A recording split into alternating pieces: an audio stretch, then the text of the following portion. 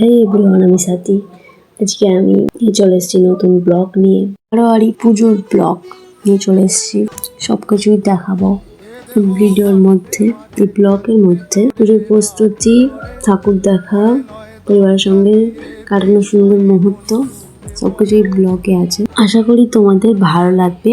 ভিডিওটি শেষ পর্যন্ত দেখো, আর ভালো লাগলে লাইক, কমেন্ট ও সাবস্ক্রাইব করতে ভুলবে না। চলো শুরু করা যাক আমাদের আজকের পুজোর ব্লগ, বারোয়ারি পুজোর ব্লগ।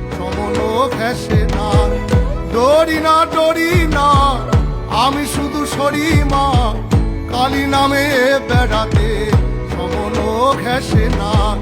ও শ্যামা, ও শ্যামা, কি করি বলো না, সংসার কারাগারে মুক্তি মেলে না।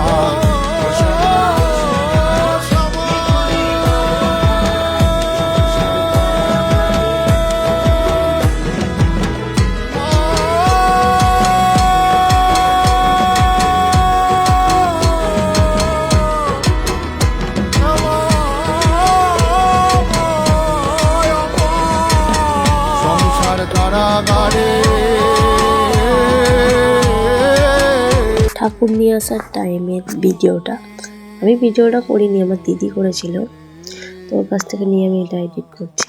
আসলে আমি সেই টাইমে যেতে পারিনি, অনেকেই কাজ ছিল, তো ওই টাইমটা আমার ভিডিও করা সেরকম হয়নি। আমার দিদি করেছিল, সবগুলো ওর কাছ থেকে নিয়েছি, যে কটা আমি ঠাকুর আনার ভিডিওটা। আর এই হচ্ছে আমার দিদিরা, সবাই মিলে একসাথে যখন আমরা থাকি, ভিডিও, মজা, মানে হাসি, সব সময় রিলস বানাচ্ছি।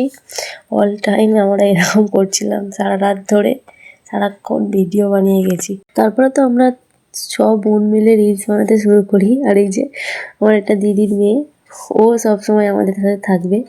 আর আমার একটা দিদি সাজেশান দিচ্ছে যে এই রিলসটা বানাবো, এই রিলসটা বানাবো, এই করে করে আমাদের জয়বাবুগুলো সব ভিডিও করে দিচ্ছিল আমাদের।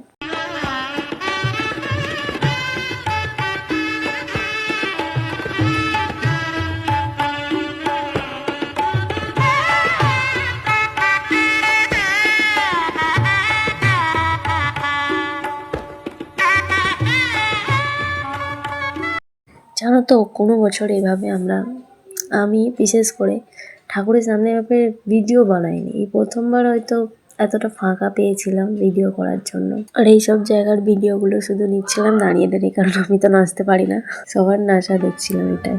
আর এই টাইমটা হচ্ছে যখন গন্ডি কাটা শুরু হয়, তখন এর ভিডিও নিচ্ছিলাম কিছুটা। প্রায় ভোর হয়ে গেছিলো গন্ডি কাটার টাইম, 3টে ওভার হয়ে গেছিলো গন্ডিটা শুরু হতে। গন্ডির ভিডিওটা নেওয়ার পর আমি আর ছিলাম না, 3টের ওভার হয়ে গেছে, তো আমারও চোখ প্রচণ্ড পরিমাণে জ্বালা করছিলো, তো আমি বাড়ি এসে ঘুমিয়ে পড়েছিলাম। যেটুকু ভিডিও করেছি তোমাদের মাধ্যমে শেয়ার করলাম, ভালো লাগলে লাইক, কমেন্ট করবে।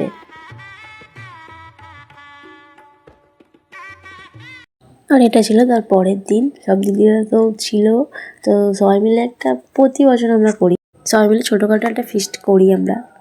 আমাদের ভালো লাগে ফিস্ট করতে, সত্যি, সব দিদিরা মিলে। এখানেই ব্লগটা এন্ড করছি, লাইক করে দিতে ভুলবে না।